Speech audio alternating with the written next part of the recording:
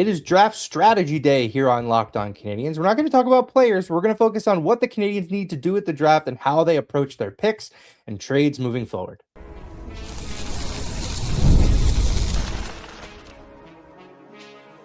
You are Locked On Canadiens, your daily podcast on the Montreal Canadiens.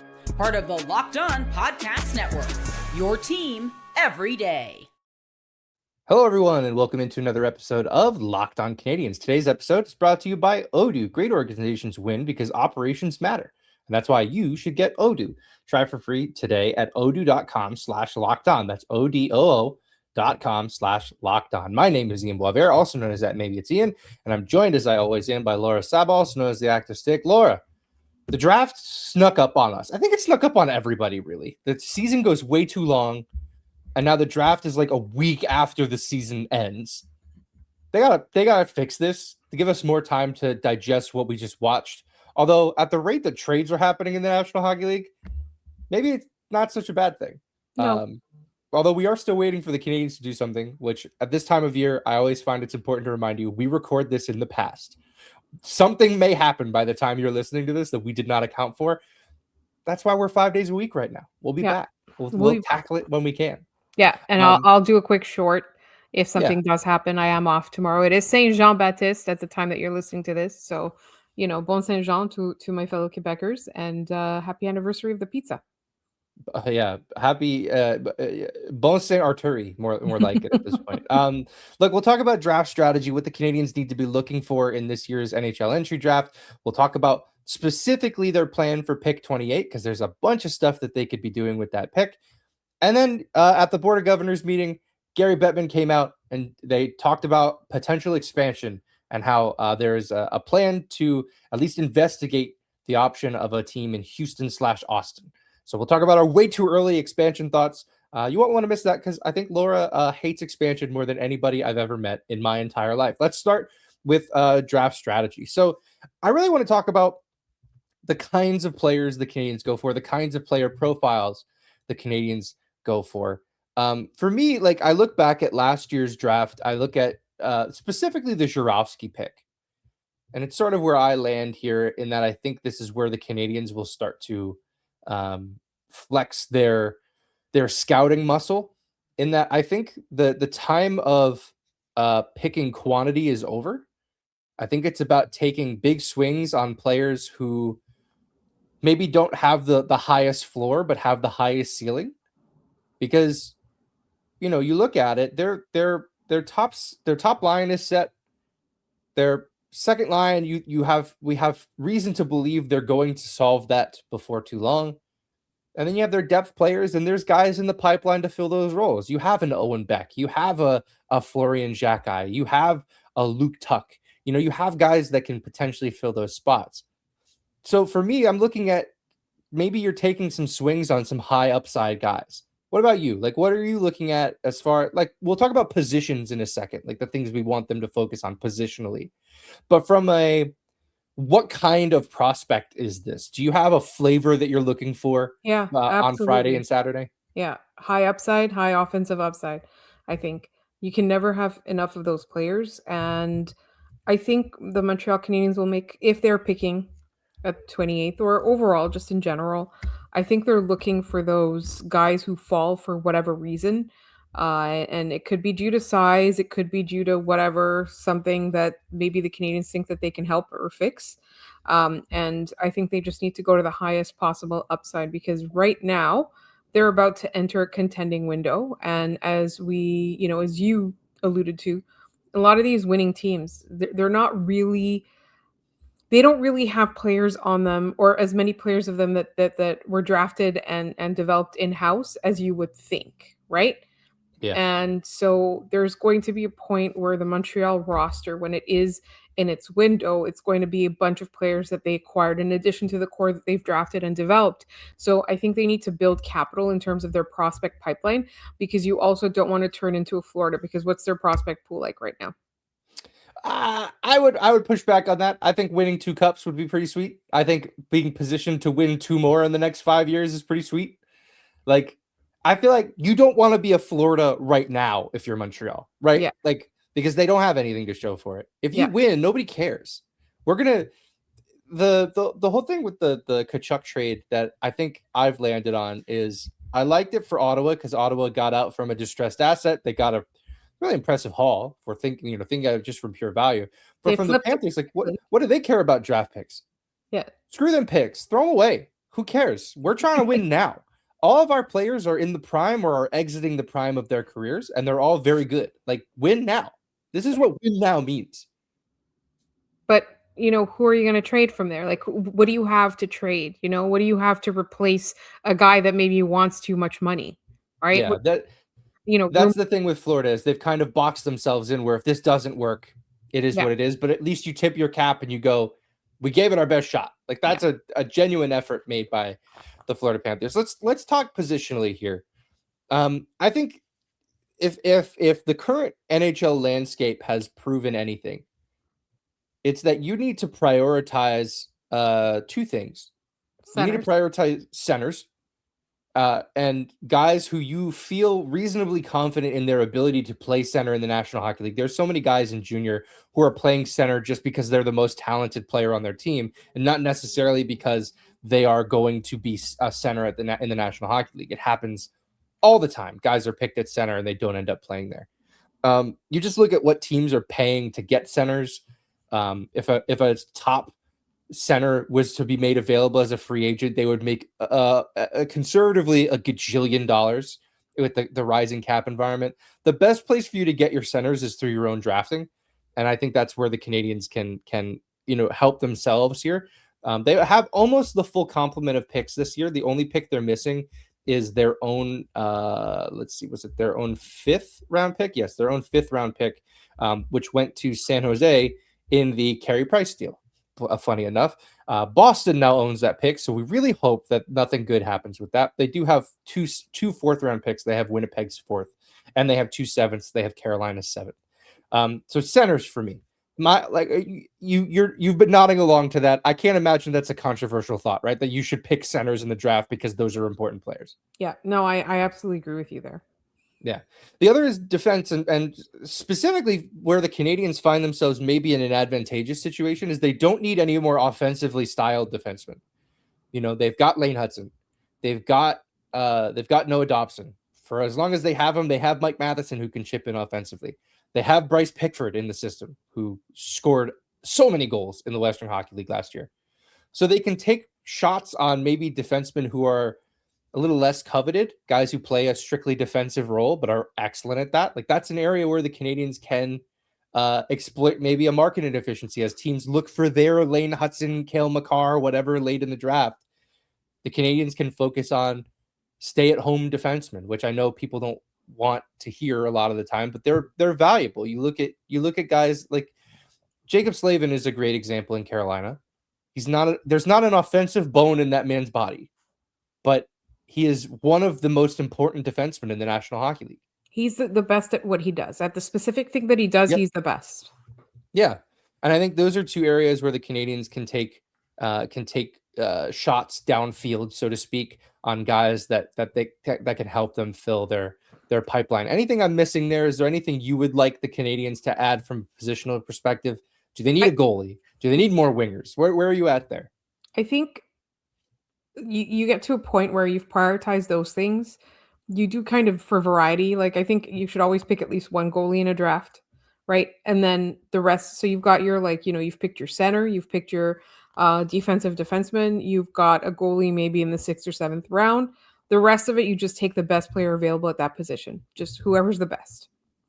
Yeah, I tend to agree with that. I think they went on their mad goaltending hunt years ago when I believe when Fowler was picked. Fowler was one of 3 or 4 goalies they picked in a single year. They don't need to take as many shots in that direction. And in fact, it's almost prohibitive for them to do so. There's only so many nets in their organization, right? Yeah. You go from Montreal to all the way through Trois-Rivières. Like there's 6 nets in total. And then you're loaning guys out if they make it that far. Again, good problem to have. Too many good goalies, steak too juicy, buttery, lobster too buttery sort of problems, right? Like we can't complain about that, but it's not the best use of the assets. unless you look at trading those goalies down the line, because I think a lot of teams are looking for goalies. That's part of the way that you need to view the draft, just from a strategic standpoint. Not all these guys are going to play for you. Can you spotlight market inefficiencies that maybe you don't even need, but are valuable, and you can move on those players later on when maybe they've taken steps in their development and become stronger players moving forward. I always think about fantasy football. When you draft a fantasy football team, fantasy anything team, you're not stuck with that team, right? Like yes, you picked it. You went through the process of going through the draft and negotiating the evolving landscape of a market, but you're not stuck with that. That is the basis from which you build your team. It's only just begun at that point. So we got to look at entry drafts in the same manner. All right, we'll leave that there. When we come back, we'll look at pick 28, specifically that one. What should the Canadiens do? We have 4 options. We'll rank them from what we think the Canadiens should do with these picks, with that pick. And we'll get into that in just a minute here on Locked On Canadiens.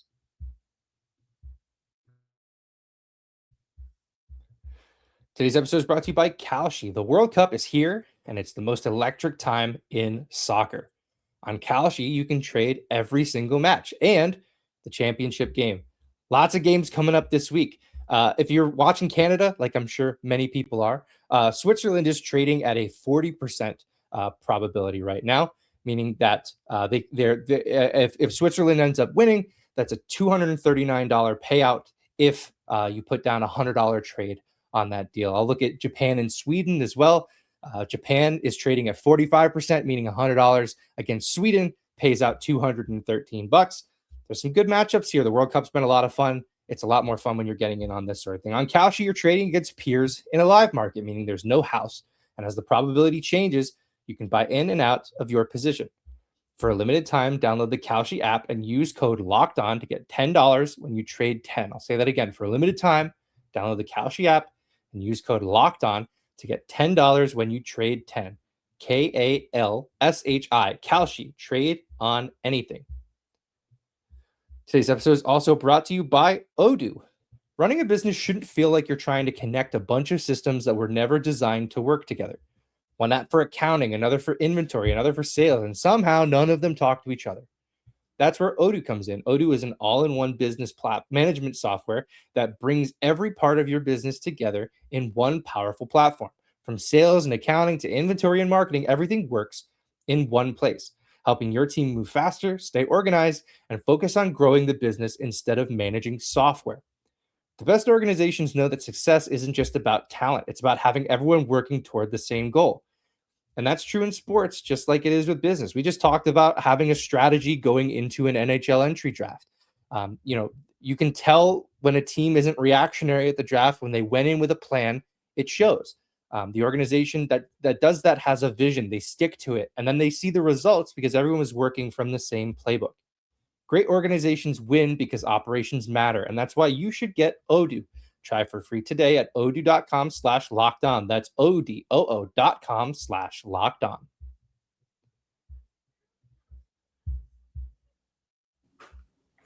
All right, we are back. Before we jump into the rest of our show here, Everyday Club. Check it out. LockedOnCanadiens.supercast.com. Ad-free episodes of the show. Access to a Discord server where you can yell at Laura and I in real time. You get a direct. Every time you post something, I get a little notification on my phone that says this person has something to tell you. So go check it out. You'll get a 7-day free trial if you go to our link and give it a shot. LockedOnCanadiens.supercast.com, or go to the show notes below this episode to get more information. All right, Laura, as I see it, there are 4 outcomes for pick 28. Mm-hmm. I want you to rank them in order of what you think the Canadiens will actually do. Will or should? Let's do both. Okay. Let's go through them and you tell me whether or not you think they should or will do this. So let's start with keep it and pick at 28. Okay. I don't have the rumor roundup hat on, but we can do yeehaws if you want. We can rank it on a scale of yeehaws. Will, lowest. I agree. I think that it's fairly unlikely they pick with that pick. Should, probably lowest also. Yeah. I think if you're sticking there, it means you couldn't get anything done. And that to me is just the least exciting option, but also the one that helps your team the least. Trade down. So essentially trade back, potentially out of the first round, so a team can get back into the first round and make some kind of deal, and you collect assets. Where are you at on that? 3, third out of 4. Okay, so far we're in order. Yeah. Yeah, I don't hate this, because if there's not a player you love there, if you could collect more futures that you could unload in trades later on, it becomes ammunition for this upcoming season, and maybe you have a chance to win the division, and you're like, okay, let's unload some of this for some help now. I don't mind that. Absolutely. I think that's a fair thing to do. Trade up. So they target a player they want, and they decide, you know what? It's probably unlikely he gets to 28. Let's move up. Where are you at on trading up? This might be controversial, but I like it the best. Really? You like trading up the best? Why is that? Because I think if they're doing that, that means that there's a particular player that they really have their eye on, that they believe fits into their vision. And up until this point, I have seen all the evidence that I've seen is that their vision is solid. There's something they're sticking to, and it's yielding results. So this is some guy that they think is going to help them in the next few years, is going to be part of that contending core. Yeah, this is also my third favorite option out of the ones that we've listed, or I guess second favorite, because then the next one is my favorite. Spoiler alert. Because I like I mentioned earlier, the idea of quantity or quality over quantity at this point. Like if you trade a couple picks to move up and get a guy that you've decided we cannot leave the draft without this player, that to me is signaling that you're taking that jump. And they've done it in the past, right? They did it last year with Żurawski. Yeah. They had Żurawski on their list in the teens, and then they traded both their picks, the first round picks, to the Islanders for Noah Dobson. And they probably were like, we're not going to get Żurawski.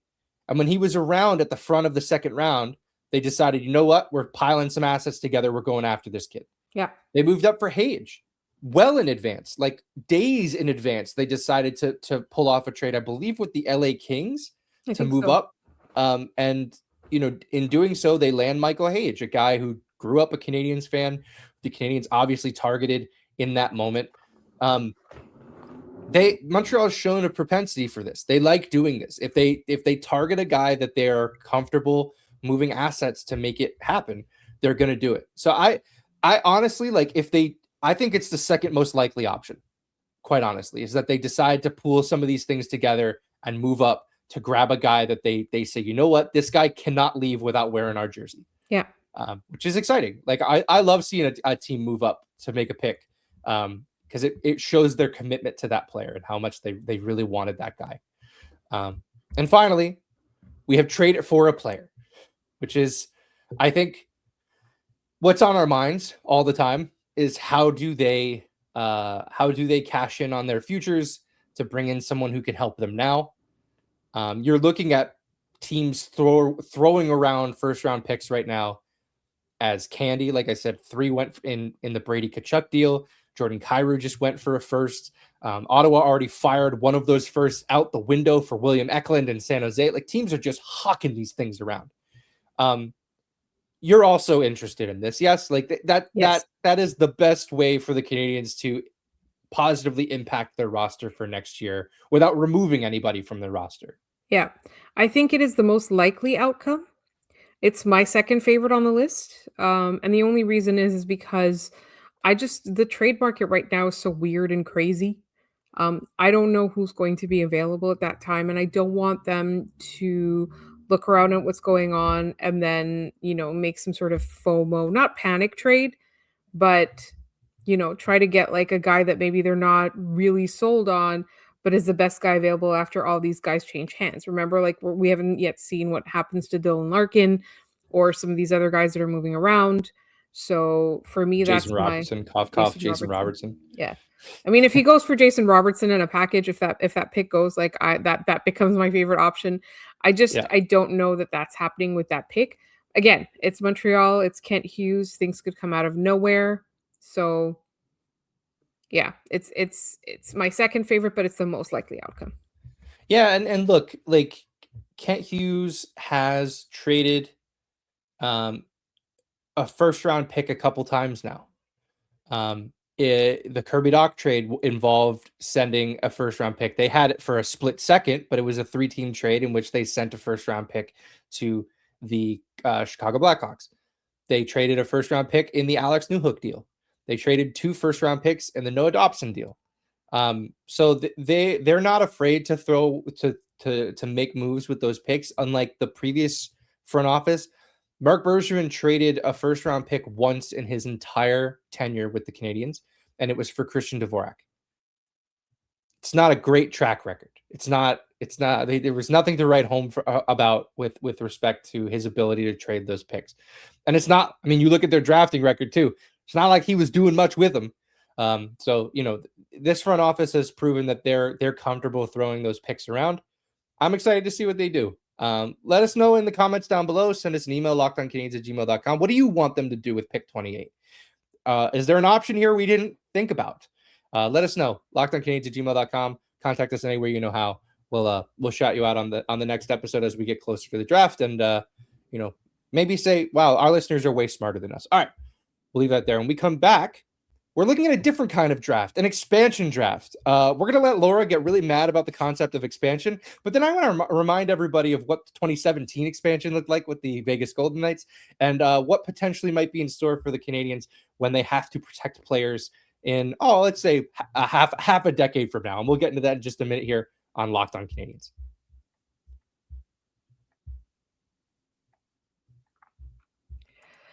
This episode is brought to you by Hims. ED is way more common than most guys think, and millions of men deal with it at some point. Hims offers a simple, convenient way to take care of your health by connecting you with licensed healthcare providers online and giving you access to personalized treatment options from the comfort of your own home. There's no awkward appointments, no pharmacy lines, just a straightforward process designed to make getting care easier. Taking care of yourself should not feel complicated, and Hims makes the process private and easy to navigate. It's healthcare built around your schedule and your comfort. And when something is already uncomfortable to talk about, the last thing you want is a complicated process. Having the ability to start online from home makes taking that first step feel much more manageable. Between work and family and everything else going on, finding time for appointments can be tough. Having access to licensed providers online means you can prioritize your health without having to rearrange your entire day. To get simple online access to personalized, affordable care for ED, hair loss, weight loss, and more, visit hims.com/lockedon. That's hims.com/lockedonnhl for your free online visit. hims.com/lockedonnhl. Prescription required. See website for details and important safety information. Sildenafil is the generic version of Viagra. Viagra is a registered trademark of Viatris Specialty LLC. Hims is not affiliated with or endorsed by Viatris, and I'll give you that URL again. It's hims.com/lockedonnhl.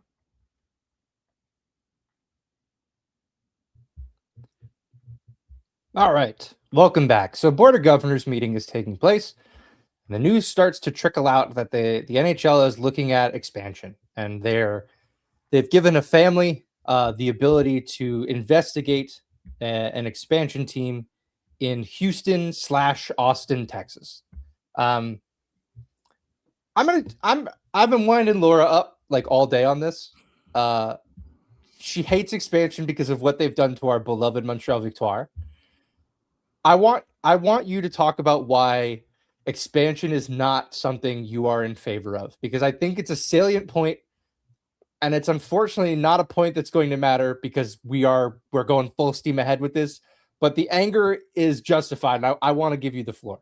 Yeah, honestly, like it's nothing against the Houston market, and I hate to be that person that's like you should be deprived of an NHL team, but what the NHL is doing is trying to figure out if a place where hockey does not exist or NHL hockey does not exist could work. And for me, it's like, why do that? Because what ends up happening with expansion, and it's a lot more extreme in the PWHL case, and I'll get into that in a second, is what you're essentially doing is you're diluting the talent. You are, first of all, reducing, just by pure math, you're reducing the chance that your team can win a Stanley Cup.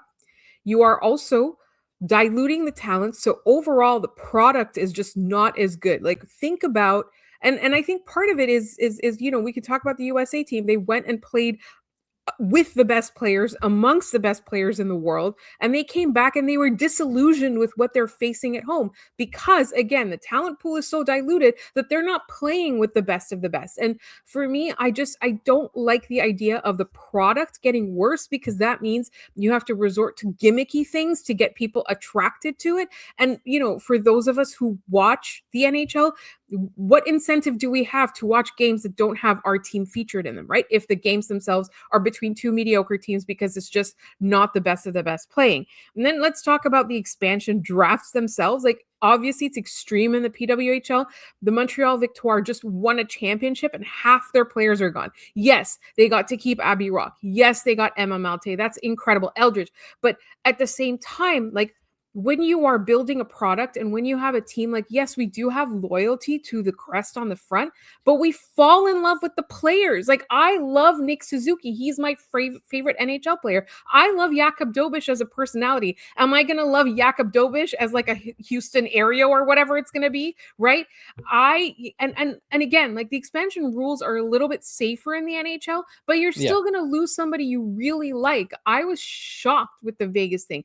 And if we're lucky, that's what we get. We get backroom deals where players don't have to lose teams don't have to lose essential players, right? But like, think about Cole Caulfield and how much you love him. Do you want him going to Houston? No, I want to see the players that I like winning a Stanley Cup in my market, and I want to cheer for them. I'm always going to be a Canadiens fan, even when these guys, Saku was allowed to walk. I stayed a Canadiens fan. It just sucks. It sucks. Yeah. And I hate expansion for that reason. Yeah, I will say, like, in expansion, the Cole Caulfields aren't the guys you're losing, right? I know. Right. But it's still like it's your fourth defenseman. That's not nothing in the NHL. That's kind of a big deal. It's your third line forward if you've done it correctly. Your third line winger, It's the goalies that I think will be really interesting to see this come around. I'll say something controversial here, maybe. I don't think there's a talent. I think there is a talent problem when it comes to expanding. I don't think it's player related. I think it's coaching and management related. There are not enough good general managers and good coaches in this league. Look at the Seattle Kraken. Look at them. Look at them right now, and you tell who's their coach as of this moment. I don't have the answer to that. I think most of the players might not. They've existed since 2022, and I feel like they've had a new coach every year. They started with Dave Haxtell. He ain't there no more. He hasn't been in a long time. They had Dan Bilesma. Do you remember the Dan Bilesma Seattle Kraken? Nobody does. I don't think that this sport and this league is equipped to have more of these positions open when they have the same 30 guys that they rotate in and out of these things. The Oilers just hired Mike Actual Babcock in the year of our Lord, 2026. There is not enough, or at least maybe there is enough talent out there. This league ecosystem is not creative enough to solve it adequately without throwing some retread behind a team and watching them flounder forever and then being like, how come it's not working? How come it's not working? You are not allowed to expand until you fix the expansion on your plate. And I'm not only talking about Columbus. Or Seattle. I'm talking about Columbus. I'm talking about Minnesota. These teams that have never made it, like Minnesota's made it to have they ever made the Western Conference Final? I don't think they have. I don't remember. Columbus has never made the third round. Like this is not something that I feel that we should be entertaining until the sport is in a good enough place. And I don't know that it ever will be because the people in charge are dumb. They're just dumb. Most of them are not Eric Tulsky. They're mostly stupid. Or old school. They're just playing a game that doesn't work anymore. You know what I mean? Yeah. And that's the thing too. Like in your example, like maybe I could be convinced that this will open up opportunities for more unconventional hires. And also we're talking about all these draft picks, right? Like maybe there's a lot more second rounders that have opportunities to show what they've got, right? But maybe at the same time, like it's exactly like you said, it's not going to change anything. We're just going to see more of the same. It also means another AHL franchise is going to show up, right? Which is going to draw away talent from the lower parts of the National Hockey League for the American Hockey League. There are things that are going to happen that necessitate that. Now, we've done some ranting. Laura, we're gonna play a little bit of a game here in the minutes we have left. Can we just real quick? Bowen Byram is going to Chicago. Apparently. Yeah, I saw insider Scoot Mortlett texted us in the middle of this. Hi, Scoot. And cool, man. Buffalo seems to be getting worse. It's great. I want to play a little game with the time we have left. The Canadiens, in the first of the expansion drafts in recent memory, so the Las Vegas one, they protected 10 players. Laura Saba, how many of those players can you name? So this expansion list was published on June 18th, 2017. We're talking about the 10-year anniversary of the Locked On Podcast Network. This is well within that. We're right in there. Carey Price. Carey Price is on that list. You have one. Congratulations. Andrei Markov. Markov was not there anymore. He left in the summer of 16. Our summer of 17. I wonder if they didn't have to protect him because he was going to be a free agent, and then he walked anyway. Okay. I remember who went to Vegas. I think it was Ryan O'Byrne, right? It was not. It was Alexei Emlin. Yes, same guy. Then was immediately flipped to Nashville, never played for Vegas. Same guy. Who else was there? Was Thomas Plekanec one of them? No, he was not. He was not on this list. Who was there in 2017? I don't know. Shea Weber, for sure. Shea Weber was there. Carey Price and Shea Weber. I've got two now. You've got two of them. Who else was there? Oh, my. We're about 30 seconds on the clock here, and we're going to see how many you can get. I have no idea. I truly do not have any idea. Who's playing on defense? Like, who? I don't know. All right, let's go through it here. So, Paul Byron. Oh. Phil Deneau. Welcome back, Phil. Makes sense. Jonathan Drouin. He's on this list. Okay. Alex Galchenyuk. Brendan Gallagher. Max Pacioretty. Then these two are the funny ones. Andrew Shaw. My favorite on the list coming up, Jordy Ben. No. I don't know. I don't remember who was on this roster, but I can't help but feel that maybe you could have kept Alexei Emlin instead of Jordy Ben and had the same effect. And then Jeff Petrie was the final defender who was kept. So all of that to say, like that was coming off of a year that the Canadiens made the playoffs. They were tops in their division. And that was the team they were able to protect. They were able to protect 7 forwards, 3 defensemen, and a goalie, or you could protect 8 skaters and a goalie. We'll see what the rules are. I imagine they'll follow a similar expansion if we even get there. Again, this is all a big if. They're going to do the investigation and figure out. Typically, I feel like we're headed down this path that's going to happen, but we're many years away from this happening. So don't lose sleep over missing out on or having a guy leave the Canadiens anytime soon. All right. Let's leave that there, and we'll call it a show here. Today on Locked On Canadiens, I want to thank you guys for tuning in, for making us your first listen of the day, for subscribing wherever you get your podcast. Doing all of that supports us here on the show and ensures you don't miss an episode, which is truly the most important part. And if you really don't miss an episode, you should go check out the Everyday Club. It's built for listeners like you. You'll get ad-free episodes of this show, plus a members-only Discord server with me and Laura and all the other listeners of the show. Like I mentioned, you get a direct line to me. I'll speak for myself. I have the notifications on. I will get a message when you post something in that Discord. So come hang out. It's a lot of fun. Head to lockedoncanadiens.supercast.com to join the club. For those of you on video, we send you to the first ever 24/7 National Locked On Podcast Network YouTube channel. On audio, make sure your second listen is NHL on the Locked On NHL channel. They'll be posting clips of everybody's trades that are going around. And as a Canadiens fan, we could look like Squidward sadly out the window as we watch Patrick and SpongeBob have fun. You can find the show everywhere we're posting things. Locked On Canadiens on Blue Sky, Instagram, and TikTok. LockedOnCanadiens@gmail.com is the best way to send us an email. We do a mailbag every Friday. We'll be doing a pre-draft day mailbag, I guess, this week. So send us your questions. We'll do our best to get to all of them. We're not prospect experts, but we're going to do our best. We're going to try to get you some prospect analysis before the end of the week. So make sure you're tuned in. For Laura Saba at the Active Stick, I am Ian Boisvert at Maybe It's Ian. We thank you once again for tuning in, and we will see you guys back here tomorrow. Enjoy.